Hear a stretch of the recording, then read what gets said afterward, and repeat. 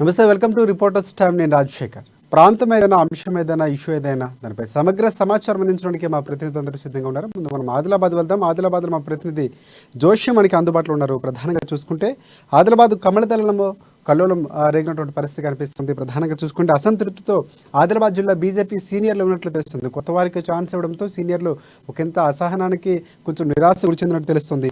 కొత్తగా చేరినటువంటి రిటైర్డ్ ఉద్యోగులే కనిపిస్తున్నారా, సీనియర్లు కనిపించినట్టు కూడా ఒక వాదన వినిపిస్తుంది. ఎన్నికల దగ్గర పడుతున్న కొద్దీ కమలం నేతల్లో ఒక కల్లోలం రేగినటువంటి పరిస్థితి, అలాగే ఒకే సామాజిక వర్గానికి చెందిన ఇద్దరికి అవకాశం ఇచ్చినటువంటి పరిస్థితి కనిపిస్తుంది. కొత్త వారికి అవకాశం ఇచ్చి సీనియర్లు విస్మరించున్నారు అన్నటువంటి ఒక వాదన అయితే వినిపిస్తున్నటువంటి పరిస్థితి. దీనిపై పూర్తి అప్డేట్స్ ఏంటి జోషి? ఊపులో ఉన్నటువంటి బీజేపీ కాస్త ఇప్పుడు సెల్ఫ్ గోల్ లో పడ్డట్టుగా తెలుస్తుంది. ఏదైతే నూతనంగా డిక్లేర్ చేసినటువంటి ఏదైతే రాష్ట్ర కార్యవర్గం సంబంధించినటువంటి అంశం ఏదైతే ఉందో, ఆదిలాబాద్ జిల్లాకు సంబంధించినటువంటి కమలదళంలో కొంత కలవడానికి కారణమవుతున్నటువంటి పరిస్థితులు కనిపిస్తున్నాయి. వాస్తవంగా చాలా కాలం నుండి, అంటే దశాబ్దాల నుండి కూడా పార్టీని అంటిపెట్టుకొని పార్టీకి సంబంధించినటువంటి అభివృద్ధిలో భాగస్వాములు అయినటువంటి, ఇతోధికంగా వాళ్ళు కృషి చేసినటువంటి వాళ్ళందరినీ కూడా పక్కన పెట్టి ఏకంగా 2-3 సంవత్సరాల క్రితము, అలాగే ఈ సంవత్సరము ఒకళ్ళు, అంటే 2-3 సంవత్సరాల క్రితం జాయిన్ అయినటువంటి పార్టీలో జాయిన్ అయినటువంటి ఒక విశ్రాంత ఉద్యోగికి, అలాగే ఈ సంవత్సరమే పార్టీలో జాయిన్ అయినటువంటి మరో విశ్రాంత ఉపాధ్యాయుడికి, వీళ్ళిద్దరికి కూడా రాష్ట్ర కార్యవర్గ సభ్యులుగా అవకాశం కల్పించడం అనేటటువంటిది ప్రస్తుతం సీనియర్లందరిలో కూడా ఒకంత అసంతృప్తి, గురుకు కారణమవుతున్నటువంటి పరిస్థితి. దశాబ్దాల క్రితం నుండి ఇక్కడ అసలు బీజేపీకి సంబంధించినటువంటి ఆనవాళ్లే లేనప్పుడు జెండాను మోసినటువంటి వాళ్ళందరినీ కూడా ఈ యొక్క రాష్ట్ర కార్యవర్గానికి సంబంధించినటువంటి కూర్పులో విస్మరించారు అనేటటువంటి విషయం ఒకటైతే, ఈ యొక్క ఇదిగా ఉన్నటువంటి ప్రస్తుత బీజేపీ నాయకులు ఎవరైతే ఉన్నారో, నల్లారెడ్డి, అలాగే బోరంచు గంగారెడ్డి, వీళ్ళిద్దరూ కూడా ఒకే సామాజిక వర్గానికి చెందినటువంటి వాళ్ళు. ఇక్కడ ఆదిలాబాద్ వాస్తవంగా చూసినట్లయితే అన్ని వర్గాలకు సంబంధించినటువంటి వాళ్ళు, అలాగే ఉత్తర దక్షిణ భారతాలకు చెందినటువంటి అన్ని రాష్ట్రాల వాళ్ళు కూడా ఇక్కడ బీజేపీలో పనిచేస్తున్నటువంటి పరిస్థితి.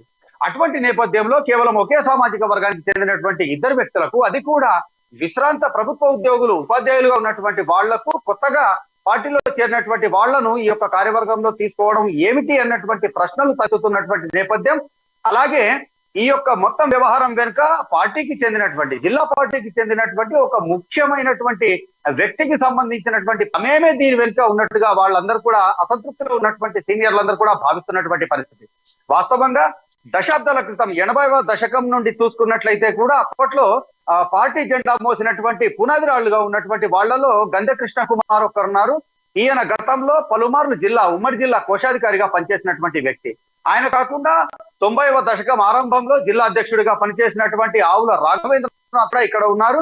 ఆయనను కూడా ఇప్పుడు పక్కన పెట్టినటువంటి పరిస్థితి. అలాగే ఇప్పుడు ప్రస్తుతం ఉన్నటువంటి బీజేపీకి సంబంధించినటువంటి ఎంపీ ఎవరైతే సోయం బాపురావు ఉన్నారో, ఆయనను కాంగ్రెస్ నుండి బీజేపీలోకి రప్పించడంలో గత 2018 ఎన్నికల సందర్భంలో, పార్లమెంట్ ఎన్నికల సందర్భంలో ఎవరైతే క్రియాశీలకంగా వ్యవహరించినటువంటి వ్యక్తి ఉన్నారో, ఉట్లూరుకు చెందినటువంటి శ్రీరామ్ నాయక్, ఆయనను కూడా విస్మరించినటువంటి పరిస్థితి. అలాగే ఏజెన్సీ ప్రాంతంలో అసలు బీజేపీ ఉనికి ఆనవాళ్లు లేనటువంటి సందర్భంలో అప్పటి నుండి ఇప్పటి వరకు జెండా మోస్తున్నటువంటి ఇరవెల్లి మండలానికి చెందినటువంటి దీపక్ సింగ్ షెకావత్ ను కూడా ఈ యొక్క విషయంలో విస్మరించినటువంటి పరిస్థితి. అలాగే 90వ దశకం ఆరంభంలోనే జిల్లా ప్రధాన కార్యదర్శిగా వ్యవహరించినటువంటి నితిన్ పటేల్ అనేటటువంటి వ్యక్తిని కూడా ప్రస్తుతం పక్కన పెట్టినటువంటి పరిస్థితి. అలాగే 90వ దశకంలోనే 2 మార్లు మున్సిపల్ కు ప్రాతినిధ్యం వహించినటువంటి అజయ్ జైస్వాల్ అనేటటువంటి మహిళను కూడా పక్కన పెట్టినటువంటి పరిస్థితి. ఈ వ్యవహారం అంతా కూడా చూసినట్లయితే కేవలం ఆ బీజేపీ జిల్లా పార్టీకి సంబంధించినటువంటి ఒకే ఒక ముఖ్యమైన నాయకుడి కనిసన్నల్లో ఇదంతా జరిగినట్లుగా ఇక్కడ ఉన్నటువంటి అసంతృప్త నాయకులందరూ కూడా భావిస్తున్నటువంటి పరిస్థితి. వాస్తవంగా బీజేపీకి సంబంధించినటువంటి సంస్థాగత వ్యవహారాల సరళిని చూసినట్లయితే రాష్ట్రానికి సంబంధించినటువంటి కూర్పులో పూర్తిగా రాష్ట్ర అధ్యక్షుడికి సంబంధించినటువంటి ప్రమేయం తప్ప జిల్లాకు సంబంధించినటువంటి నాయకుల రిఫరెన్సులు ఏవి కూడా పనికిరానటువంటి పరిస్థితి.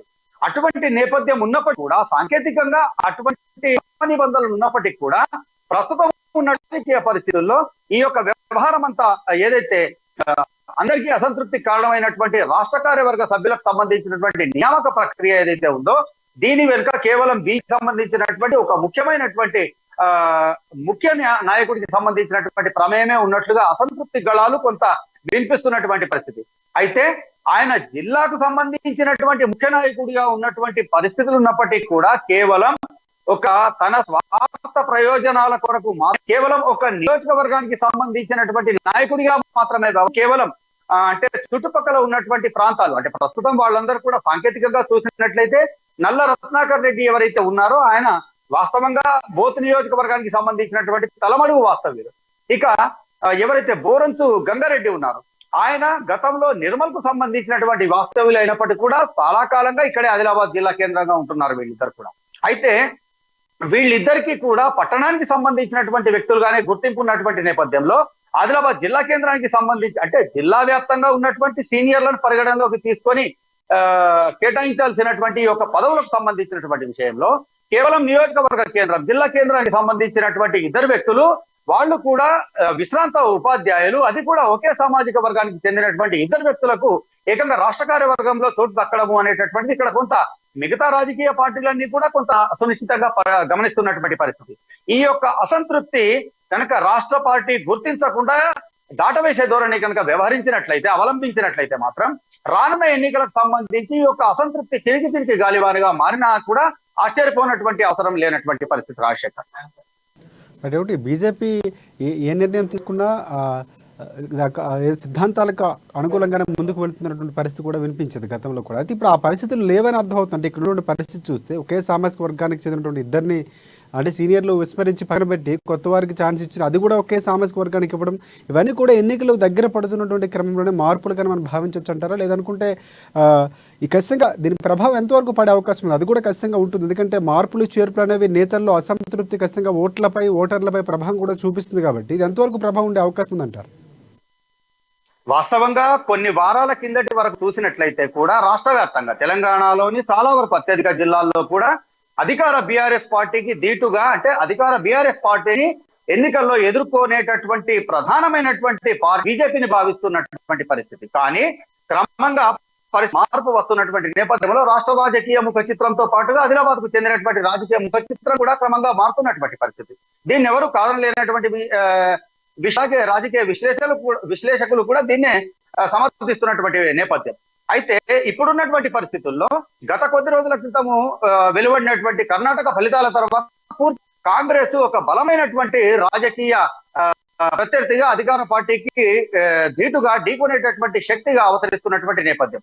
ఈ యొక్క అంటే ఈ బీజేపీ ఏదైతే బలంగా ఉన్నటువంటి పొజిషన్ నుండి ఏదైతే కొంత మేర మెట్లు దిగుతూ వస్తున్నటువంటి పరిస్థితి ఉందైతే రాజకీయ విశ్లేషకుల వ్యాఖ్యలను బట్టి వాళ్ళ అభిప్రాయాలను బట్టి చూసినట్లయితే బీజేపీ పూర్తిగా కూడా ఈ యొక్క పొజిషన్ కు రావడానికి ఆ పార్టీకి సంబంధించినటువంటి నాయకుల స్వయంకృత అపరాధాలే దీనికి ప్రధాన కారణంగా మనం మాత్రం అర్థం చేసుకోవాల్సినటువంటి పరిస్థితి. అయితే రాష్ట్ర పార్టీలో ఉన్నటువంటి పరిస్థితులే ఇక్కడ జిల్లాలో కూడా ఉన్నటువంటి నేపథ్యంలో ఆదిలాబాద్ జిల్లా వ్యాప్తంగా కూడా ఒక మంచి బలమైనటువంటి స్థానంలో ఉన్నటువంటి బీజేపీ కాస్త ఈ విధమైనటువంటి అసంబద్ధమైనటువంటి అనాలోచిత నిర్ణయాలతో ఇటు పార్టీలో అంతర్గతంగా అసంతృప్తులు అలాగే వ్యతిరేకతకు కారణం కావడమే కాకుండా తద్వారా ప్రజల్లో కూడా చులకనవ్వడానికి కొంత దారితీస్తున్న పరిస్థితుల కారణమవుతున్నట్లుగానైతే మనకు తెలుస్తోంది రాజశేఖర్. అయితే రాబోయే రోజుల్లో ఈ పరిస్థితులన్నీ కూడా ఆ యొక్క బీజేపీ పార్టీకి కొంత ఇబ్బందికర పరిస్థితులకు దారి తీసేటటువంటి అవకాశాలు మాత్రం ఉన్నాయని మనం స్పష్టంగా చెప్పొచ్చు రాజశేఖర్. రైట్. ఒకటి ప్రధానంగా చూసుకుంటే అంటే మారుతున్నటువంటి రాజకీయ పరిస్థితులు బట్టి మారుతూ ఉంటాయి. కానీ ఇక్కడ ఉన్నటువంటి విషయం చూసుకుంటే బీజేపీ కూడా చాలా ప్రాంతాల్లో స్థానికంగా నేతల్లో కొరత ఉన్నటువంటి పరిస్థితి, పూర్తి స్థాయిలో కమిటీలు కానీ లేకపోతే అక్కడ ఉన్నటువంటి నేతల మధ్య సఖ్యత లేకపోవడం కూడా కొంత కారణంగా భావించవచ్చు. అంటే చాలా ప్రాంతాల్లో బీజేపీకి సరైనటువంటి కేడర్ కూడా లేనటువంటి పరిస్థితి. ఇక్కడ కూడా కేడర్ ఉండి కూడా ఒకంతు బీజేపీకి హైప్ క్రియేట్ అయినటువంటి గతంలో ఉన్నటువంటి కంది శ్రీనివాసరెడ్డి పార్టీ మార్పు ముందు మాత్రం బీజేపీకి సరైనటువంటి క్యాడర్ ఉంది, డెవలప్ అవుతున్నటువంటి పరిస్థితి కూడా కనిపించేది. పూర్తిగా ఆయన కూడా కొంతవరకు మారడం ప్రభావం చూపించింది అనుకోవచ్చు మనం. ఖచ్చితంగా రాజశేఖర్. వాస్తవంగా నేను ఇంతకుముందు అన్నట్టుగా కొద్ది వారాల క్రితం వరకు ఆ పరిస్థితి ఏదైతే బీజేపీకి సంబంధించినటువంటి బలమైనటువంటి పరిస్థితి ఉందో క్రమంగా అది కొంత తగ్గుతున్నటువంటి పరిస్థితి అయితే ఉన్నాయి. అంటే మీరు అన్నట్లుగా కంది శ్రీనివాసరెడ్డి పార్టీ మార్పుకు సంబంధించినటువంటి విషయం కావచ్చు, లేదా ఆ పార్టీకి సంబంధించినటువంటి అంతర్గత వర్గ పోరు కారణంగా ఒకరిపై ఒకరు ఆధిపత్యం చెలాయించుకునేందుకు, ఆధిపత్యం చూపుకునేందుకు తీసుకునేటటువంటి నిర్ణయాలు కావచ్చు, వేసే అడుగులు కావచ్చు, ఇవన్నీ వెరసి ఆ యొక్క పార్టీ కొంత గ్రాఫ్ తగ్గడానికి కారణమవుతున్నట్టుగా తెలుస్తోంది. వాస్తవంగా బీజేపీ వ్యవహారాలని మనం ఒకసారి పరిశీలించినట్లయితే ఒక వ్యక్తి ఒకే పదవి, ఒక వ్యక్తి ఒకే బాధ్యత అనేటటువంటి ఆ యొక్క విధానము ఆ పార్టీలో చాలా కాలంగా ఉన్నటువంటి పరిస్థితి. ప్రస్తుతం ఇప్పుడు ఎవరైతే నల్ల రత్నాకర్ రెడ్డి రాష్ట్ర కార్యవర్గం సభ్యుడిగా కల్పించడం జరిగిందో, ఇదివరకే బీజేపీలో ఉన్నటువంటి వ్యక్తి గంగారెడ్డి ఉన్నారో, గతంలో ఆయన ఉపాధ్యాయుడిగా పనిచేసినటువంటి సందర్భంలో ఆర్ఎస్ఎస్ కు సంబంధించినటువంటి వ్యవహారాల్లో కొంత ఆయన పరిస్థితి. కానీ అవేవి కూడా బీజేపీకి సంబంధించి, అంటే ఆర్ఎస్ఎస్ కు సంబంధించినటువంటి వ్యవహారాలు ఏవి కూడా రాజ్యాంగ పరంగా ఆర్ఎస్ఎస్ లో కొనసాగరాదు ప్రభుత్వ ఉద్యోగులు అనేటటువంటి నిబంధన ఏది కూడా లేనటువంటి అవేవి కూడా ప్రస్తుతం కౌంట్ లో తీసుకోవాల్సినటువంటి అవసరం అయితే లేదు.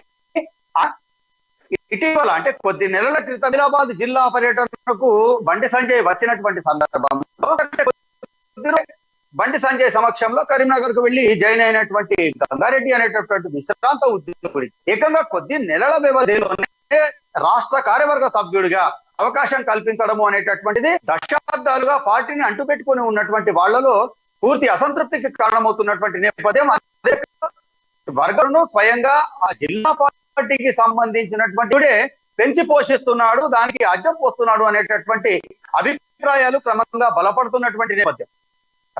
పార్టీలో పరిస్థితి ఇదే విధంగా ఉన్నట్లయితే వర్గపోరు మరింత అధికమై కావడమే కాకుండా ఎన్నికల సమయం వచ్చేసరికి మాత్రం పూర్తి అంటే ఆ పార్టీకి సంబంధించినటువంటి పరిస్థితి పూర్తిగా అస్తవ్యస్తంగా మారినా కూడా ఆశ్చర్యపడాల్సిన అవసరం అయితే లేదు. Rajasekhar, thanks for updates Joshi. Next మనం మెదక్ వెళ్దాం. మెదక్లో మా ప్రతినిధి సునీల్ మనకి అందుబాటులో ఉన్నారు. ప్రధానంగా చూసుకుంటే రామాయంపేటలో ఎమ్మెల్యే పద్మదేవేందర్ రెడ్డి పర్యటన ఉన్న నేపథ్యంలో అక్కడ ఆర్ వెంకటాపురం గ్రామ పంచాయతీ భవనానికి ఆయన శంకుస్థాపన చేస్తున్నటువంటి పరిస్థితి కనిపిస్తూ ఉంది.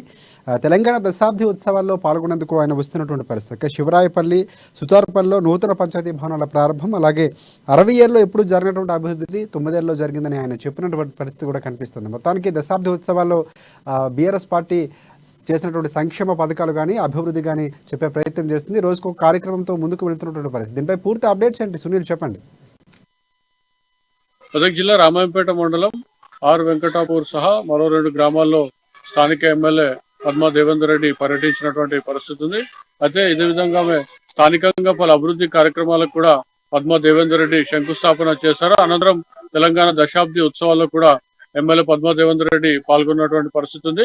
ఈ సందర్భంగా పద్మా దేవేందర్ రెడ్డి మాట్లాడుతూ తెలంగాణ రాక ముందు చూసుకున్నట్లయితే గ్రామీణ స్థాయిలో ఉన్నటువంటి పరిస్థితులు చాలా అధ్వానంగా ఉండేటి. మహిళలు వేసవి కాలంలో తాగునీటికి ఎదుర్కొని తాగునీటి కోసం రోజుల తరబడి చూడాల్సిన పరిస్థితి ఉండేది. వాటర్ ట్యాంకులు కూడా వారంకి ఒకసారి వచ్చేటువంటి పరిస్థితులు ఉండేటి.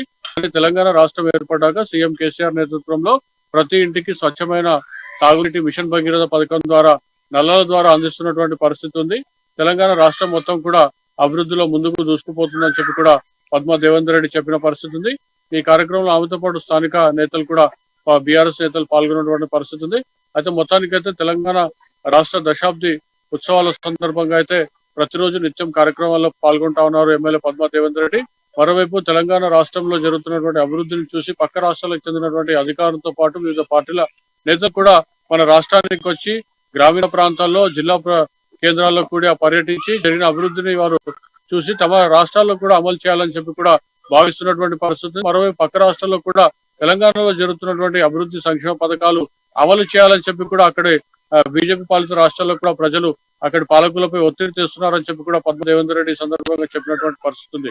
రాజశేఖర్, రైట్. ఒకటి సునీల్, అంటే ఈ కార్యక్రమాల దశాబ్దోత్సవాలు చాలా అంగరంగ వైభవంగా నిర్వహిస్తున్నటువంటి పరిస్థితి. ప్రతి గ్రామాల్లోనూ ప్రతి పల్లికి ప్రతి పట్టణానికి వెళ్ళాలని అయితే అధికారుల సమన్వయంలో భాగంగా ఈరోజు చూసుకుంటే ఎమ్మెల్యే పద్మదేవేందర్ రెడ్డి వస్తున్న నేపథ్యంలో ఏ అధికారులు పాల్గొన్నారు, ఎలాంటి కార్యక్రమాలు ప్రధానంగా ఇందులో నిర్వహించినటువంటి పరిస్థితి ఉంది? తెలంగాణ రాష్ట్ర దశాబ్ది ఉత్సవాలకు సంబంధించి అయితే ఈ నెల 3వ తేదీ నుంచి ఉత్సవాలు ప్రారంభమయ్యాయి. ఈ నెల 22వ తేదీ వరకు నిర్వహించబడతాయి. అయితే ప్రతిరోజు మొదటిగా రైతు దినోత్సవం కానివ్వండి, విద్యుత్ దినోత్సవం కానివ్వండి, లేదంటే చెరువుల పండుగ పేరుతో కానివ్వండి, లేదంటే సంక్షేమ పథకాలు, సుపరిపాలన దినోత్సవం, మరోవైపు ఆరోగ్య దినోత్సవము, మహిళా శిశు సంక్షేమ దినోత్సవం పేరుతో ప్రతిరోజు కూడా ప్రత్యేక కార్యక్రమాలు నిర్వహిస్తున్నారు. అయితే ఆ కార్యక్రమాలకు సంబంధించినటువంటి ఆ డిపార్ట్మెంట్ సంబంధించినటువంటి అధికారులు ఆ రోజు కార్యక్రమాన్ని నిర్వహిస్తారు, ఏర్పాటు చేస్తారు. ఆ సందర్భంలో స్థానిక ఎమ్మెల్యేలతో పాటు బీఆర్ఎస్ నేతలు, అదేవిధంగా ప్రభుత్వం చేత లబ్ధి పొందుతున్నటువంటి లబ్ధిదారులను కూడా కార్యక్రమాలు భాగస్వాములను చేసి వారి చేత కూడా తాము ఎలాంటి లబ్ధి పొందారు, ప్రభుత్వం నుండి ఎలాంటి సంక్షేమ పథకాలు అందుతున్నాయి అనే విషయాన్ని కూడా ప్రత్యక్షంగా లబ్ధిదారులతోనే కూడా చెప్పిస్తున్నటువంటి పరిస్థితి ఉంది. అయితే నిత్యం వివిధ శాఖల అధికారుల ఆధ్వర్యంలో ఈ కార్యక్రమాలు నిర్వహిస్తున్నటువంటి పరిస్థితి ఉంది. రాజశేఖర్, రైట్. ఇంకొకటి ప్రధానంగా చూసుకుంటే ఈ కార్యక్రమాల తీరుతలు అంటే దశాబ్ది ఉత్సవాలు నిర్వహిస్తుంటే ఒక పక్క ప్రతిపక్షాలు కూడా విమర్శలు చేస్తున్నటువంటి పరిస్థితి, స్థానికంగా ఉన్న నేతలు కానీ లేకపోతే ప్రతిపక్ష పార్టీ నేతలు కానీ. ఎందుకంటే ఇది కేవలం ప్రభుత్వం యొక్క సొమ్ముతో బీఆర్ఎస్ పార్టీ తమ పార్టీని బలోపేతం చేసుకోవడం కోసం, ఎన్నికల కోసం ఒక షెడ్యూల్ లాగా దీన్ని వాడుకుంటుందని కూడా విమర్శ కూడా వినిపిస్తున్నారు. ప్రధానంగా ప్రజల్లో అలాంటిది నానుడు ఏమైనా ఉందా? ప్రజలు ఏ విధంగా స్పందిస్తున్నారు? దగ్గర మీద సంబంధించి ఏమైనా సమాచారం ఉందా? అదే ప్రతిపక్ష నేతలు మాత్రం మొదటి నుంచి తెలంగాణ ప్రజల సొమ్మును వృధా చేస్తున్నారు, త్వరలోనే ఎన్నికలు ఉన్న నేపథ్యంలో 10 ఏళ్లు కూడా పూర్తి కాకుండా దశాబ్దోత్సవాల పేరుతో 9 ఏళ్లలోనే జరపడం ఏంటని చెప్పి కూడా కాంగ్రెస్ బీజేపీ నేతలు ఇప్పటికే బహిరంగంగా విమర్శించినటువంటి పరిస్థితి ఉంది. మరోవైపు కొన్ని చోట్ల చూసుకున్నట్లయితే ఖాళీ కుర్చీలు కూడా దశాబ్దోత్సవాలు కనిపిస్తున్నటువంటి పరిస్థితి ఉంది. మరోవైపు ప్రజలు కూడా వేసవి నేపథ్యం కానివ్వండి, లేదంటే ప్రభుత్వంపై ఉన్నటువంటి కొద్దిపాటి వ్యతిరేకత కానివ్వండి, లేదా కొన్ని వర్గాలకు చెందినటువంటి సంక్షేమ పథకాలు అందకపోవడం, లేదంటే టిఆర్ఎస్ నేతలు స్థానికంగా ఉన్నటువంటి డబుల్ బెడ్రూమ్లకు సంబంధించి కూడా అక్రమాలకు పాల్పడ్డారని చెప్పి కూడా జిల్లా వ్యాప్తంగా కొన్ని గ్రామాల్లో నిరసన వ్యక్తం చేసిన నేపథ్యంలో డబుల్ బెడ్రూమ్ రాని లబ్ధిదారులు నిజమైన లబ్ధిదారులకు ఇవ్వలేదని చెప్పి ఆందోళన చేసినటువంటి కార్యక్రమాల్లో వారు మాత్రం పాల్గొన్నటువంటి పరిస్థితి ఉంది. మరోవైపు చూసుకున్నట్లయితే నిరుద్యోగులకు సంబంధించి కూడా ఎవరు కూడా పెద్దగా ఈ కార్యక్రమాల్లో యువత పాల్గొంటున్నటువంటి పరిస్థితి లేదని చెప్పవచ్చు. ఎందుకంటే టీఎస్పీఎస్ పేపర్ లీకేజ్ ప్రధాన కారణంగా కూడా ఇందుకు యువకులు చెప్తా ఉన్నారు. మరోవైపు నిరుద్యోగులు కూడా ఎక్కడ కూడా పాల్గొనేటువంటి పరిస్థితి. కార్యక్రమాల్లో పాల్గొనేందుకు మాత్రం అధికారులకు ఖచ్చితంగా టార్గెట్లు విధించి మరి ఏ శాఖకు సంబంధించిన ఆ కార్యక్రమం అంటే ఆ శాఖకు సంబంధించిన గ్రామ స్థాయి నుంచి మండల స్థాయి, జిల్లా స్థాయి అధికారులు అందరూ కూడా టార్గెట్లు విధించి మరి కూడా ఆ లబ్ధిదారులు ఏదైతే ఉంటారో వాళ్ళందరికీ కూడా సభకు తీసుకురావాలని చెప్పి కూడా అనధికారంగా చెప్తున్నారని చెప్పి కూడా ప్రతిపక్షాలు ఆరోపిస్తున్నటువంటి పరిస్థితి ఉంది. రాజశేఖర్, సార్ అప్డేట్స్ నెక్స్ట్ మనం భద్రాద్రి కొత్తగూడెం వెళ్దాం. అక్కడ మా ప్రతినిధి నవీన్ మనకి అందుబాటులో ఉన్నారు. ప్రధానంగా చూసుకుంటే సీతమ్మ సాగర్ ప్రజాభిప్రాయ సేకరణకి సంబంధించిన కార్యక్రమం రసాభాసంగా చోటు చేసుకున్న పరిస్థితి కనిపిస్తుంది. తెలంగాణ ప్రభుత్వం ఎంతో ప్రతిష్టాత్మకంగా ఈ ప్రాజెక్ట్ నిర్మిస్తున్నటువంటి పరిస్థితి. అయితే సీతమ్మ సాగర్ పనులు నిలిపివేయాలని నేషనల్ గ్రీన్ ట్రిబ్యునల్ ఒక అనుమతులు లేవని కూడా చెప్పినటువంటి పరిస్థితి, పర్యావరణ అనుమతులు లేవు, అందుకే దీన్ని నిలువరించాలని కూడా చెప్తున్నటువంటి పరిస్థితి కనిపిస్తుంది. ఇక ప్రధానంగా అశ్వాపురంలోని 4 మండలాల రైతులతో అధికారులు ప్రజాభిప్రాయ సేకరణ కార్యక్రమాన్ని నిర్వహించారు. అధికార పార్టీలో సభలా ఉందంటూ కూడా అక్కడ కొంతమంది రైతులు ఆందోళన చేసినట్టు, అధికార పార్టీకి సంబంధించినటువంటి సభలా ఉంది అంటూ ఆందోళన దిగినటువంటి పరిస్థితి. ఇక ఈ నేపథ్యంలోనే రైతులకు అక్కడ ఉన్నటువంటి పోలీస్ అధికారులకు మధ్య వాగ్వాదం కూడా చోటు చేసుకున్నటువంటి పరిస్థితి కూడా అక్కడ కనిపిస్తుంది. దీనిపై పూర్తి అప్డేట్స్ చెప్పండి నవీన్.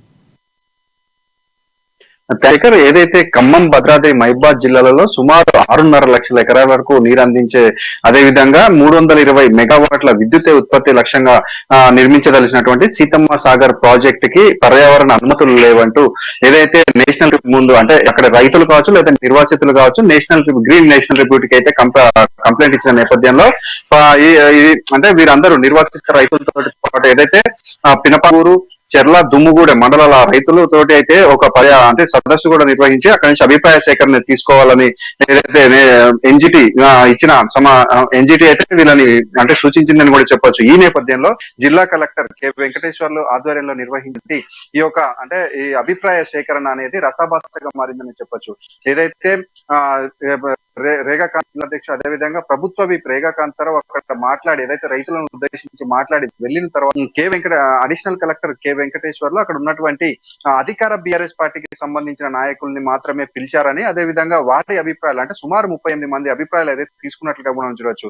అయితే మొదట్లో వరుసగా బీఆర్ఎస్ పార్టీకి చెందినటువంటి నాయకుల్ని మాత్రమే వారి అభిప్రాయాలను వెల్లడించమని చెప్తుండట. అక్కడ ఉన్నటువంటి రైతులు కావచ్చు, లేదు అంటే ప్రతిపక్ష నాయకులు కావచ్చు, ఇది బీఆర్ఎస్ పార్టీ సభన, లేదు అంటే ఇది అభిప్రాయ సేకరణ సభన అర్థం కావట్లేదు అంటూ వారు నినాదాలు చేసినట్టుగా కూడా చూడొచ్చు. అయితే అక్కడ కొంచెం రసాభాస ఉద్రిక్త పరిస్థితులు నెలకొన్న పరిస్థితుల్లో అక్కడ ఉన్నటువంటి డిఎస్పీ రాఘవేంద్రరావు అయితే దానిని వారి ఇరు వర్గాలను కూడా శాంతింపచేసి ఈ యొక్క సమావేశం అయితే ముందుకు వెళ్ళే చూసుకోవచ్చు. అయితే ముఖ్యంగా మనం చూసుకుంటే ఏదైతే సీతమ్మ సాగర్ ప్రాజెక్ట్ అశ్వాపురం మండలం గోదావరి బ్రిడ్జ్ పై నిర్మించదలిచినటువంటి ఈ యొక్క సీతమ్మ ప్రాజెక్టుకు సంబంధించి అనుమతులు లేవని ఈ యొక్క దుమ్ముగూడెం మండలానికి చెందినటువంటి ఇద్దరు నిర్వాసిత రైతులు అయితే నేషనల్ గ్రీన్ నేషనల్ కంప్లైంట్ చేసినట్లుగా కూడా మనం చూడవచ్చు. అయితే వారు అక్కడ వారు అంటే ఎన్జిటి కూడా అంటే ఇచ్చిన తర్వాత కూడా ఏదైతే పనులు నిలిపేయాలని వారు ఆదేశాలు ఇచ్చినాక కూడా ఈ యొక్క పనులు అయితే సాగుతున్న నేపథ్యంలో అనేక మార్లు కూడా అక్కడ ఉన్నటువంటి రైతులు కావచ్చు, లేదు అంటే అక్కడ ప్రతిపక్షాలు కావచ్చు, వీటిని అడ్డుకునే ప్రయత్నం కూడా చేశారని కూడా చూడవచ్చు. అంటే వీరు పనులు ఆపి ఫోటోలు మరియు వీడియోలు అయితే ఎన్జిటికి మరోసారి ఇక్కడ రైతులు అయితే పనులు మనకు తెలుస్తుంది. అయితే ఈ నేపథ్యంలో ఈ యొక్క జూలై 9వ తారీఖున హియరింగ్ ఉన్న నేపథ్యంలో ఈ సేకరణ పర్యావరణానికి సంబంధించినటువంటి అక్కడ అభిప్రాయ సేకరణ చేసిన అనంతరమే ఈ యొక్క పనులు ముందుకు వెళ్లాలని కూడా చెప్పినట్లుగా కూడా చూడవచ్చు. అయితే ఏదైతే భద్రాచలం ఎమ్మెల్యే పోదెం వీరయ్య కూడా వీటికి సంబంధించి ఏదైతే నిర్వాసిత రైతులకు నష్టపరిహారం అందించకుండానే పనులు చేస్తున్నారని వీరందరికీ కూడా న్యాయం జరగాలని ఏదైతే గవర్నర్ తమిళసైకు ఈ యొక్క కూడా ఒక వినతి పత్రాన్ని అవ్వచ్చు. అయితే ఇక్కడ రైతులందరూ కూడా మాట్లాడుతూ చెప్తున్న పరిస్థితులు ఏంటంటే ఏదైతే మొదట్లో జిల్లా కలెక్టర్ గా ఉన్నటువంటి కె వెంకటేశ్వర్లు 10 లక్షల రూపాయలు ఎక్స్కేజ్ అంటే నష్టపరిహారం ఇస్తామని చెప్పి ఇప్పుడు 8 లక్షల రూపాయలకి దాన్ని కుదించడం అయితే ఆ 8 లక్షల రూపాయలు మేము తీసుకోమని ప్రతి ఎకరాకి కూడా సుమారు అంటే వేరే దగ్గర ఏదైతే మనం ఖమ్మము కలెక్టర్ కార్యాలయానికి భూమి ఇచ్చినటువంటి రైతులకు సుమారు 30 లక్షల రూపాయలు ఇచ్చారని, అదే విధంగా గ్రీన్ ఫీల్డ్ నేషనల్ హైవేకి పోతున్నట్టు వాళ్ళకి 30 లక్షల రూపాయలు కూడా ఇచ్చారని, అదే విధంగా ఇక్కడ 8 లక్షల రూపాయలు చాలా ఆశ్చర్యం. అదే ఏదైతే 1/7 సాకు చూపుతూ అంటే రైతులందరి దగ్గర నుంచి కూడా ఈ యొక్క భూములు అంటే భయపెట్టి భూములు లాక్కున్నారు.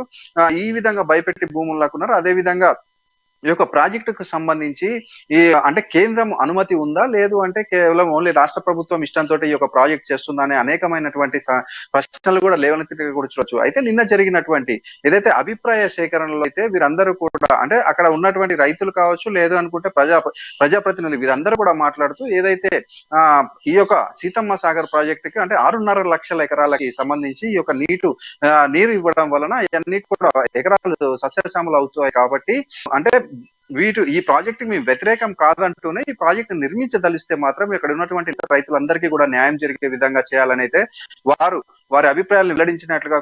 అయితే ఏదైతే ప్రభుత్వ ప్రేగా కాంతారావు కూడా మాట్లాడుతూ ఏదైతే ఈ యొక్క సీతమ్మ సాగర్ ప్రాజెక్ట్ నిర్మించడం వలన చెర్లకి మరియు మనుగూరుకి చాలా వరకు దూరం తగ్గుతుందని, అదే విధంగా అనేకమైనటువంటి అంటే సుమారు ఈ యొక్క ఇది ఏదైతే దుమ్ముగూడెము చెర్ల మనుగూరు పినపాక ఈ 4 మండలాల్లో ఈ 4గిట్లో కూడా 3,700 ఎకరాల వరకు కూడా వీరు రైతులైతే భూములు కోల్పోవాల్సి వస్తుందని, అయితే ఇప్పటికే ఈ భూములకు సంబంధించి 3,200 ఎకరాలకు పైగా కూడా ప్రభుత్వం అయితే భూమి ఏర్పరచుకుంది. కానీ ఇంకొక 500 ఎకరాల వరకు కూడా ఈ యొక్క భూమిని అయితే తీసుకోవాల్సిందే. అయితే ఇప్పుడు రైతులందరూ కూడా కోరుకునేది ఒకటే, వారందరికీ కూడా తగిన నష్టపరిహారం చెల్లించాలి. అదే విధంగా 30 లక్షల నష్టపరిహారం చెల్లించాలి. వారందరికీ కూడా ఏదైతే విద్యుత్ ప్రాజెక్టు నిర్మిస్తున్నారో అట్లా వీళ్ళ భూ నిర్వాసిత పిల్లలందరికీ కూడా ఉద్యోగాలు ఇప్పించాలని అయితే వీరు డిమాండ్ చేస్తున్న పరిస్థితి అయితే ఉంది. రాజశేఖర్ రైట్. నవీన్, ఒకటి ప్రధానంగా రైతుల ఇష్యూ అనేది చాలా వరకు ఇప్పుడు కీలకంగా మారినటువంటి పరిస్థితి. అంటే మనం త్రిపులార్లో చూస్తున్నప్పుడు కూడా భూ నిర్వాసితులకు సంబంధించినటువంటి ఎవరైతే ఉన్నారో ల్యాండింగ్ తీసుకునే సమయంలో కొంత దురుసుగా ప్రవర్తించడం, అది వార్తల్లో కూడా నిలవడం జరిగింది, సంఖ్యలు వేసినటువంటి ఇష్యూ.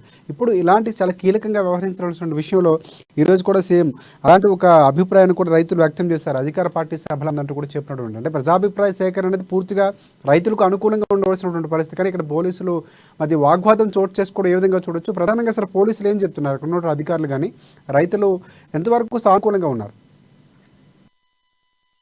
అయితే ఈ ప్రజాభిప్రాయంలో ముందుగా అయితే అంటే అక్కడున్న సమాచారం మేరకు ఏదైతే ప్రజాభిప్రాయ సేకరణ సభలో అయితే మొత్తం అందరినీ కూడా అధికార బీఆర్ఎస్ పార్టీ నాయకుల్ని నింపేశారని అంటే ఏదైతే భూ నిర్వాసితుల నుంచి అదే విధంగా ప్రతిపక్షాల నుంచి ఎటువంటి సలహాలు తీసుకోకుండానే ముందుగా అధికార బీఆర్ఎస్ పార్టీ నుంచి ఈ యొక్క సలహాలు తీసుకోవడం విడడం ఓన్లీ అధికార బీఆర్ఎస్ పార్టీకి సంబంధించిన సభగానే ఉందని అక్కడ వచ్చిన రైతులు కావచ్చు, లేదు అనుకుంటే ప్రతిపక్షాలు కావచ్చు డిమాండ్ అంటే ప్రతిపక్షాలు అక్కడ గొడవ చేసిన పరిస్థితులు కూడా ఉన్నాయి. ఏదైతే సభ జరిగి సభ జరిగిన అనంతరం ఏదైతే రేఖా కాంతారావు గారు ఆ సభ నుంచి వెళ్లిపోయిన అనంతరం అక్కడ జరిగినటువంటి అభిప్రాయ సేకరణలో మెజారిటీగా అక్కడ ఉన్న అధికార బీఆర్ఎస్ పార్టీకి సంబంధించిన వాళ్ళని మాత్రమే అది అభిప్రాయాలు తీసుకోవడం అయితే ప్రారంభించినట్టుగా కూడా చూడొచ్చు. అయితే ఈ యొక్క అభిప్రాయాలు తీసుకోవడంతో రైతులు అదే విధంగా ఏదైతే భూ నిర్వాసిత రైతులు ఉన్నారో వీరందరూ కూడా కోపగురితులై ఇది బీఆర్ఎస్ పార్టీ సభన లేదు అంటే అభిప్రాయ సేకరణ సభన అని అక్కడ ఉన్న అధికారులపై అంటే వారిపై అయితే గొడవకి దిగినట్లుగా కూడా చూడొచ్చు. అయితే ఈ యొక్క పరిస్థితుల్లో అక్కడ ఉన్నటువంటి బీఆర్ఎస్ పార్టీ నాయకులు అయితే అభివృద్ధిని అడ్డుకునే వారు ఎవరు కూడా ఈ సభలో ఉండద్దు, అందరూ వెళ్లిపోవాలని మాట్లాడుతూ ఆ ఒక సభలో అయితే ఉద్రిక్త పరిస్థితులు నెలకొన్నాయని కూడా చూడొచ్చు. అయితే వీరు ఇరువురిని కూడా అక్కడ ఉన్నటువంటి పోలీసులు అయితే మాట్లాడి వారి ఇరువురి అటు రైతుల్ని కావచ్చు అదేవిధంగా బీఆర్ఎస్ పార్టీ నాయకుల్ని కూడా శాంతింపచేసి ఈ యొక్క సభనైతే ముందుకు పోయే విధంగా చూశారు. అయితే మొత్తంగా చూసుకుంటే రైతులు మాట్లాడుతూ అంటే మాకు అటువంటి డబ్బుల్ని అంటే రావాల్సిన నష్టపరిహారాన్ని ఇటు ద్వారా అయినా మేము అధికారులకు వెల్లడించుకునే అవకాశం లేకుండా పోతుందని, ఈ విధంగా చేస్తే మేము ఇంకా అంటే ఈ యొక్క సీతమ్మ ఆపడానికి ఇంకా అంటే ఎస్జిటిఎం ఏదైతే పర్యావరణ అనుమతులు లేకుండానే వీరు ఇంత స్పీడ్ గా పనిచేస్తున్నారు. అంటే ముఖ్యంగా ఏదైతే ఇప్పుడు మాకు 1/7 సాకు పెట్టి మా దగ్గర నుంచి భూములు లాక్కున్న నేపథ్యంలో అదే విధంగా ఈ యొక్క భూములకు సంబంధించి మాకు రావాల్సినటువంటి నష్టపరిహారాన్ని అయితే చెల్లించాలని వాటి డిమాండ్ చేస్తున్న పరిస్థితి ఉంది. Rajasekhar, right, thanks for updates Naveen. Next మనం మహబూబ్ నగర్ వెళ్దాం. అక్కడ మా ప్రతినిధి ప్రదీప్ మనకి అందుబాటులో ఉన్నారు. ప్రధానంగా చూసుకుంటే రంగారెడ్డి జిల్లా ఆగిపోయిన అంగన్వాడీ భోజనం ఇంకా 3 రోజులుగా ఇబ్బందులు పడుతున్నారు అక్కడ చిన్నారులు. షాద్నగర్ షేర్లింగంపల్లిలో ఆగిపోయినటువంటి ఫుడ్ సప్లై ఈ నేపథ్యంలో అక్కడ ఇబ్బంది పడుతున్నటువంటి పరిస్థితి. చిన్నారులు గర్భిణులకు పౌష్టికాహారం అందటం లేదు, అలాగే టెక్నికల్ సమస్యలతో ఆగిపోయిందని నిర్వాహకులు చెబుతున్నారు. అయితే మొత్తానికి ఐసిడిఎస్ అధికారులకు విషయం చెప్పిన స్వచ్ఛంద సంస్థ కేవలం గుడ్డు మాత్రమే ఇస్తున్నారని చెప్పి అక్కడ గర్భిణులు చెప్తున్నటువంటి పరిస్థితి. ఇక వచ్చే నెల నుంచి ఫుడ్ సరఫరా కూడా ఉండకపోవచ్చు అని అక్షయ పాత్ర కూడా చెబుతున్నటువంటి పరిస్థితి. మొత్తానికి విషయం రంగారెడ్డి జిల్లా పీడీకి లేఖ రాసిన సంస్థ. అయితే ఈ నేపథ్యంలోనే అక్కడ ఉన్నటువంటి గర్భిణీలు కానీ చిన్నారులు కానీ ఒకంత అసహనం వ్యక్తం చేస్తున్నటువంటి పరిస్థితి కూడా కనిపిస్తుంది. దీనిపై పూర్తి అప్డేట్స్ చెప్పండి ప్రదీప్. Good evening Rajasekhar. అయితే ఏదైతే రంగారెడ్డి జిల్లా షాద్నగర్ నియోజకవర్గంలోని చిల్కమర్రి తదితర ప్రాంతాల్లో గత 3 రోజులుగా అంగన్వాడీ కేంద్రాలకు ఏదైతే చిన్నారులకు తర్వాత బాలింతలకు గర్భిణులకు అందించే పౌష్టికాహారం ఆగిపోయిందని చెప్పవచ్చు. అయితే ఈ నేపథ్యంలోనే గత 3 రోజుల నుంచి ఈ సౌకర్యం ఏదైతే అంగన్వాడీ సెంటర్లకు ఇచ్చే పౌష్టికాహారం ఆఫ్ చేసి కేవలం గుడ్డు మాత్రమే ఇస్తున్నారంటూ కూడా అంగన్వాడీ సెంటర్లలో ఉండే చిన్నారులు కానీ బాలింతలు కానీ ఆరోపణ చేస్తున్నారు. అయితే కొన్ని టెక్నికల్ సమస్యల వల్ల తర్వాత కొంత ఇబ్బందుల వల్ల మాత్రమే ఆగిందని, త్వరలోనే అది కంటిన్యూ చేస్తామంటూ కూడా అంగన్వాడీ అధికారులు చెప్తున్నప్పటికీ తాజా పరిస్థితి మాత్రం అందుకు భిన్నంగా ఉందని మాత్రం చెప్పవచ్చు. అయితే ఏదైతే అక్షయ సంస్థ ఫౌండేషన్ ఏదైతే గతంలో అంగన్వాడీ సెంటర్లకు ఏదైతే భోజనం సప్లై చేస్తుందో కొంత టెక్నికల్ ఇష్యూ తర్వాత వర్కౌట్ కావడం లేదంటూ కూడా మనకు తెలిసినటువంటి సమాచారం. అయితే ఈ వర్కౌట్ వల్ల గతంలో కూడా పలుమార్లు ఏదైతే పీటీని కానీ ఉన్నతాధికారులకు కానీ తమకు వర్కౌట్ కావట్లేదని కొంత ఈ బడ్జెట్ కూడా పెంచాలంటూ కూడా వాళ్ళు అక్షయ సంస్థ ఫౌండేషన్ చెప్పినప్పటికీ పెడచెంలో పెట్టారని గతంలో పలుమార్లు కూడా ఈ ఐసిడిఎస్ అధికారులు ఈ సందర్భంగా చెప్పినా కూడా వాళ్ళు పట్టించుకోలేదంటూ కూడా వాళ్ళు తెలిపారు. ఈ నేపథ్యంలోనే ఇక ముందు ఈ పౌష్టికాహారం తాము కొనసాగించలేమంటూ ఇప్పటికే రంగారెడ్డి జిల్లా పీడీ డైరెక్టర్ కు వినతి పత్రం సమర్పించారు. ఈ నేపథ్యంలోనే మళ్ళీ అంటే ఇంతకు ముందు ఏదైతే అంగన్వాడీ టీచర్లు ఏదైతే చిన్నారులకు బాలింతలకు వండి పెట్టేవారో అదే మళ్ళీ కొనసాగించవచ్చన్న ఊహాగానాలు అయితే వినిపిస్తున్నాయి. రాజశేఖర్, రైట్. ఒకటి ప్రదీప్, ప్రధానంగా చూసుకుంటే ఎంతో ప్రతిష్టాత్మకంగా ప్రభుత్వం గర్భిణీలకు అన్ని పౌష్టికాహారాలు అందిస్తున్నామని ఎన్నో అవగాహన సదస్సుల్లో లేకపోతే ప్రతి కార్యక్రమం కూడా చెప్తున్నటువంటి పరిస్థితి. కానీ ఇక్కడ ఉన్నటువంటి పరిస్థితి అంటే అక్షయ పాత్ర సంస్థ ఏదైతే చెప్తుందో నిధులు మీరు అన్నట్టు ఆ నిధులకు సంబంధించి బడ్జెట్ సంబంధించి సరిపోవడం లేకపోతే ఇతరితర కారణాలు కావచ్చు. కానీ ప్రధానంగా దీనికి దృష్టి పెట్టవలసిన అవసరం. 3 రోజుల నుంచి కూడా కేవలం గుడ్డే ఇస్తున్నటువంటి వాదన వినిపిస్తుంది, కేవలం గుడ్డు మాత్రమే ఇస్తున్నారని. ప్రధానంగా ఏ కారణం అంటే అధికారుల దగ్గర ఉన్నటువంటి సమాచారం ఏంటంటే అక్కడ ఉన్నటువంటి నాయకుల దృష్టికి తీసుకువెళ్లారా, సత్వర పరిష్కారం కోసం ఎంతవరకు వారు విషయాన్ని వారి దృష్టికి తీసుకువెళ్లారా, దానికి సంబంధించి ఏమైనా సమాచారం మీ దగ్గర ఉందా? గతంలో కూడా కొన్ని నెలలుగా ఈ అక్షయ ఫౌండేషన్ సంస్థ తమకు వర్కౌట్ కావడం లేదు. ఏదైతే టెక్నికల్ ప్రాబ్లమ్స్ ఏదైతే వండకంలో ఏదైతే పని వాళ్ళకు కూడా ఈ నిత్యావసర సరుకులు పెరిగిన దృష్ట్యా తమకు వర్కౌట్ కావాలంటూ తమకు కొంత బడ్జెట్ పెంచాలంటూ కూడా వినతి పత్రాలు సమర్పించారని, ఈ వినతి పత్రాల అధికారులు చూసి చూడనట్టు పట్టించుకోవడం లేదంటూ కూడా వీళ్ళు ఆరోపిస్తున్నారు. అయితే పలుమార్లు జిల్లా అధికారులతో పాటు రాష్ట్ర ప్రభుత్వానికి కూడా ఈ విషయాన్ని చేరవేసినా కూడా ఎటువంటి దీనికి సంబంధించి రియాక్షన్ అయితే వారి నుంచి లేదంటూ కూడా దానికి అనుగుణంగానే తాము ఈ ఏదైతే పౌష్టికాహారాన్ని అందించలేమంటూ ఇప్పుడు ఇస్తున్న బడ్జెట్ లో అందించలేమంటూ, తర్వాత కొన్ని టెక్నికల్ సమస్యలు కూడా తమకు ఏర్పడ్డాయి. ట్రాన్స్పోర్ట్ అయితేనేమి, తర్వాత మరే ఇతర కారణాలతో తాము అందించలేమంటూ కూడా వాళ్ళు నేరుగా పీడీకి ఏదైతే రాతపూర్వకంగా ఫిర్యాదు అయితే చేశారు. అయితే ఈ నేపథ్యంలోనే గత 3 రోజుల నుంచి ఈ అక్షయ్ ఫౌండేషన్ వాళ్ళు ఈ పౌష్టికాహారాన్ని అందించడం కొంత నిలిపివేశారు. దీంతోనే బాలింతలకు, గర్భిణీలకు, చిన్నారులకు ఇబ్బందులు ఏర్పడ్డాయి. ముఖ్యంగా ఈ పౌష్టికాహారం అందించలేదంటూ ఒకవైపు ప్రభుత్వం ఒకరు చెప్తున్నా తాము అంగన్వాడీ సెంటర్లకు సన్న బియ్యం, పౌష్టికాహారంతో కూడిన బియ్యం భోజనం పెడుతున్నాం అంటున్నా, కానీ తాజా పరిస్థితికి వచ్చే వరకు ఇందుకు భిన్నంగా ఉందంటూ కూడా వాళ్ళు వాపోతున్నారు. వెంటనే అధికారులు దీనిపై సత్వరమైన చర్యలు తీసుకొని మళ్ళీ పౌష్టికాహారం పునరుద్ధరించాలంటూ కూడా వాళ్ళు కోరుతున్నారు. రాశి ఒకటి ప్రదీప్, నెక్స్ట్ వచ్చే నెల నుంచి కూడా పూర్తిగా ఫుడ్ సరఫరా ఉండకపోవచ్చు అన్నటువంటి అనుమానం కూడా అక్షయ పాత్ర వ్యక్తం చేసినటువంటి పరిస్థితి. మరి ప్రభుత్వ అధికారులు సత్వరం చర్యలు తీసుకునే అవకాశం ఉంది. ఎందుకంటే నిజంగా అదే జరిగితే కనుక గర్భిణీలో కానీ చిన్నారులో కానీ ఇప్పుడు 3 రోజులకు కేవలం గుడ్డిస్తున్నందుకు ఇంత అసహనం వ్యక్తమైతే పూర్తి స్థాయి, ఎందుకంటే పౌష్టికాహారంకి సంబంధించినటువంటి విషయం కాబట్టి అక్కడ ఉన్నటువంటి చిన్నారులు లేకపోతే బాలింతల యొక్క భవిష్యత్తుకు సంబంధించినటువంటి ఆరోగ్యానికి సంబంధించినటువంటి విషయం కాబట్టి ప్రభుత్వం సత్వరం చర్యలు తీసుకునే అవకాశం ఉందా, లేకపోతే ఈ లేఖ తర్వాత పరిణామాలు ఎలా ఉండే అవకాశం ఉందంట? అంటే ఇప్పటికే ఈ లేఖ ఇచ్చి కూడా అక్షయ ఫౌండేషన్ సంస్థ వారు ఒక 3-4 రోజుల క్రితం ఈ లేఖ సమర్పించారు. అయితే ఈ 3-4 రోజుల క్రితం ఇచ్చినా కూడా ఇంతవరకు కూడా అధికారులు ఇచ్చే ఎటువంటి స్పందన లేదు. దాని నేపథ్యంలోనే తాజా ఐసిడిఎస్ అధికారులు పీటీడీ గారిని కూడా సంప్రదించే ప్రయత్నంగా కూడా వాళ్ళు అందుబాటులోకి రాలేదు. అయితే మనకు తెలుస్తున్న సమాచారం ప్రకారం మనకు తెలుస్తున్న పరిస్థితి ఏంటంటే అక్షయ ఫౌండేషన్ వారు కేవలం వర్కౌట్ కాకపోవడం వల్లనే ఈ పౌష్టికాలను నిలిపివేసినట్టు, నిత్యావసర సరుకులు కూడా ధరలు పెరిగిపోయాయంటూ ఇప్పుడున్న ధరల ప్రకారం తమకు ఈ బడ్జెట్ కూడా పెంచాలని కూడా విన్నవించారు. అయితే ఈ బడ్జెట్ పెంచితే తాము పౌష్టికారానికి అందించడానికి కానీ తర్వాత సరైన పద్ధతుల్లో పెట్టడం కానీ జరుగుతుందంటూ కూడా వాళ్ళు చెప్తున్నారు. అయితే ఈ విధంగానే ఇక ముందు కూడా పరిస్థితి ఉంటే మాత్రం తాము ఈ పౌష్టికారాన్ని అందించలేమంటూ, తాము ఇంకా కొనసాగించలేమంటూ కూడా వాళ్ళు ఖచ్చితంగా పీడీకి అయితే ఫిర్యాదు చేశారు. ఈ నేపథ్యంలోనే మళ్ళీ ప్రభుత్వం కూడా ఒకవైపు ఆలోచన ఇంతవరకు అయితే చేయలేదు. మళ్ళీ ఈ అంగన్వాడీ టీచర్తోనే ఏదైతే గతంలో వండించేవారో అదే పద్ధతిని కొనసాగించమంటూ కూడా మనకు ఊహాగానాలు అయితే వినిపిస్తున్నాయి. రాశి right. Thanks for updates Pradeep. Next మనం వరంగల్ వెళ్దాం. వరంగల్లో మా ప్రతినిధి స్వామి మనకు అందుబాటులో ఉన్నారు. ఇక ఈ నెల 15 వరంగల్ జిల్లాలో మంత్రి కేటీఆర్ పర్యటన ఉన్న నేపథ్యంలో పలు అభివృద్ధి పనులకు శంకుస్థాపనలు, ప్రారంభోత్సవాలు అని చేరున్నారు.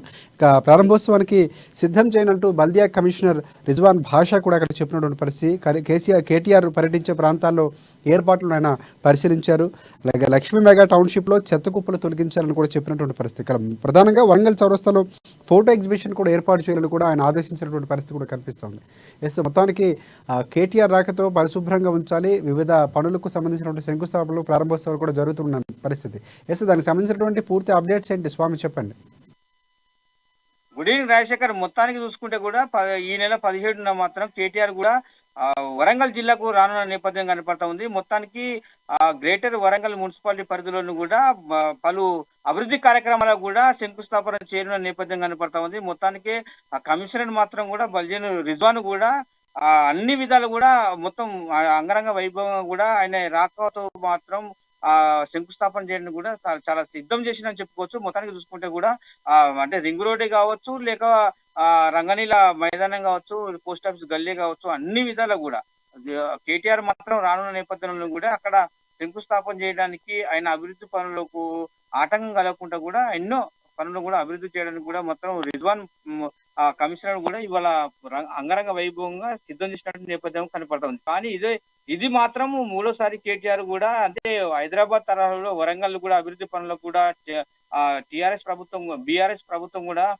చేతను ఇవ్వనున్న పరిస్థితి కనపడతా ఉంది. కానీ అంటే నిన్న కాక మొన్న కూడా ములుగు జిల్లాకు వచ్చిన నేపథ్యంలో కూడా మన ములుగు జిల్లా జడ్పీ చైర్పర్సన్ కూడా మృతి చెందిన నేపథ్యంలో కూడా కమిషనర్ కూడా అంటే కమిషనర్ అందరూ కూడా అక్కడ ఈ నేపథ్యంలో కూడా బల్జియా మున్సిపల్ కార్యక్రమాన్ని కూడా ఇవాళ రానున్న 17 నాడు మాత్రం సమీక్ష సమావేశాలను ఏర్పాటు చేయనున్నారు. అభివృద్ధి కార్యక్రమాలను మాత్రం చేయుతనిచ్చి మొత్తానికైతే శంకుస్థాపన నేపథ్యం కనపడుతుంది. రాజశేఖర్, ఏ ప్రాంతాల్లో పర్యటించున్నారు, ఎలాంటి అంటే ఏ కార్యక్రమాలకు సంబంధించి షెడ్యూల్కి సంబంధించి విషయాలు ఏమైనా రిజ్వాన్ బాషా చెప్పినటువంటి పరిస్థితి ఉందా? దానికి సంబంధించి సమాచారం ఏమైనా ఉందా? రైట్ రాజశేఖర్, మొత్తానికి చూసుకుంటే వరంగల్ తూర్పు నియోజకవర్గం సంబంధించిన పోస్ట్ ఆఫీసు గల్లీ నుంచి మొదలుకుంటే రంగలీల మైదానం వరకు కూడా పలు అభివృద్ధి కార్యక్రమాలకు శంకుస్థాపన చేయనున్న నేపథ్యం కనపడతా ఉంది. అట్లాగే ఈ మన కేటీఆర్ మాత్రం మురికి కాలువలే కావచ్చు, అవి సంబంధించిన అభివృద్ధి పనులే కావచ్చు, ఈ మొత్తానికి చూసుకుంటే మాత్రం అవి ఇవాళ శంకుస్థాపన చేసి కూడా వచ్చే ఎన్నికల వరకు కూడా వరంగల్లో ఏ లోటుపాటు అభివృద్ధికి సంబంధించిన శంకుస్థాపనలు కావచ్చు, పెండింగ్ లేకుండా పనులు కూడా చేయడానికి కూడా మాత్రం కేటీఆర్ మాత్రం ఆదేశాలు జారీ చేసిన నేపథ్యం కనపడతా ఉంది. మొత్తానికి చూసుకుంటే వరంగల్ జిల్లాలోని కూడా అంటే అంటే గ్రేటర్ వరంగల్లో ఏ డివిజన్ లో కూడా పని అసంతృప్తిగా లేకుండా చూసుకోవాలి అని కూడా కమిషనర్ రిజ్వాన్ పాషా కూడా చేసిన నేపథ్యం కనపడతా ఉంది. మొత్తానికి రిజ్వాన్ పాషా ఇలా అలర్ట్ అయ్యి మొత్తానికి మన పోస్ట్ ఆఫీస్ గల్లీ నుంచి మొదలుకుంటే రంగనీల మైదానం కావచ్చు, జేపీఎం రోడ్డు కావచ్చు, అక్కడి నుంచి రింగ్ రోడ్డు కాంచి మొత్తానికి ఇవాటికి మన మురికాల నుంచి అవన్నీ కూడా మొత్తం క్లోజ్ చేసి అవన్నీ అభివృద్ధి పనులు కూడా బాసని వేసి కూడా కేటీఆర్ కూడా ఘన స్వాగతం పలకడానికి కూడా మన తూర్పు ఎమ్మెల్యే నన్నపల్లి నరేందర్ కూడా స్వాగతించడానికి సిద్ధంగా ఉన్నారని కూడా తెలపడం జరుగుతుంది. మొత్తానికి చూసుకుంటే ఇక్కడ పోస్ట్ ఆఫీస్ గల్లీ జేపీఎన్ రోడ్డు నుంచి మొదలుకుంటే రంగనీల మైదానం వరకు కూడా చేసిన అభివృద్ధి పనులు కూడా స్వాగతించడానికి కూడా సిద్ధంగా ఉన్నట్టు కూడా చెప్తున్న పరిస్థితి కనపడుతుంది. రాజశేఖర్, రైట్ స్వామి, ఫైనల్గా అంటే మంత్రి కేటీఆర్ వస్తున్నటువంటి నేపథ్యంలో ఇటువైపు కార్యకర్తలు ఎలాంటి ఏర్పాట్లు చేస్తున్నారు ఫైనల్గా అంటే, అలాగే దాంతోపాటు ప్రజలు ఎలాంటి వాదన అంటే ఒక వాణి వినిపిస్తుంది అంటే ఆయన వస్తున్నటువంటి నేపథ్యంలోనే లక్ష్మీ మెగా టౌన్షిప్లో చెత్తకుప్పలు తొలగించిన కమిషన్ ఆదేశించడం ఇవన్నీ కూడా అంటే మంత్రి వస్తున్నటువంటి నేపథ్యంలోనే నీట్గా చేసి ఆయనకు ఒక ప్రజెంటేషన్ ఆయన దగ్గర ఉన్న ఇంప్రెషన్ కొట్టేసే ప్రయత్నం అనుకోవచ్చా, లేకపోతే కేవలం అభివృద్ధి పథకాలకు సంబంధించి వస్తున్నటువంటి నేపథ్యంలో కార్యక్రమాలు నిర్వహిస్తున్నటువంటి వాదన ఉందా? ప్రజలు అసలు ఏ విధంగా స్పందిస్తున్నారు? దానికి సంబంధించి మీ దగ్గర ఏమైనా సమాధానం ఉందా? రైట్ రాజశేఖర్, మొత్తాన్ని చూసుకుంటే కూడా రాంపూర్ దగ్గర చెత్త కుప్పలను తొలగించడానికి కూడా బల్జియా కమిషనర్ కూడా ఆదేశాలు జారీ చేసిన నేపథ్యం కనపడుతుంది. మురిక్కాలలు కావచ్చు, చుట్టుపక్కల ప్రాంతంలోని ఇప్పటికీ కూడా ఆయన కమిషనర్ రిజ్వాన్ పాషా కూడా వచ్చి కూడా గత నెల రోజులు కూడా గడుస్తూ ఉన్న పరిస్థితి కనపడతా ఉంది. అక్కడికి కేటీఆర్ ఆదేశాల మేరకు కూడా అక్కడ నుంచి అంటే చెత్త కుప్పలను తొలగించడం కావచ్చు, లేకపోతే రింగ్ రోడ్డు సమస్యలు కూడా మురిక్కాలలో కావచ్చు, నల్లాలే కావచ్చు, రోడ్డు వెడల్పు కార్యక్రమం కావచ్చు, మొత్తానికి అవి సంక్షేమం అంటే కేటీఆర్ ప్రవేశపెట్టినా కానీ అభివృద్ధి పనులే కావచ్చు, ఎమ్మెల్యే ప్రవేశపెట్టిన అభివృద్ధి పనులు కావచ్చు, అవి మొత్తానికి పూర్తిగా అభివృద్ధి కార్యక్రమాలు చూపించడానికి కూడా కేటీఆర్ రానున్న నేపథ్యంలో కూడా అవి స్వాగతించడానికి కూడా మాత్రం నన్నపల్లి నరేందర్ కావచ్చు, ఇక్కడ బల్లియా కమిషనర్ రిజ్వాన్ పాషా కావచ్చు కూడా స్వాగతించడానికి రెడీగా ఉందని చెప్పుకోవచ్చు. Rajasekhar, right, thanks for updates Swami. ఇది ఇవాళ రిపోర్టర్స్ టైం. రేపటి రిపోర్టర్స్ టైంలో మళ్ళీ కలుసుకుందాం. అంతవరకు చూస్తూనే ఉండండి అమ్మా న్యూస్, నిజం కోసం జనం కోసం.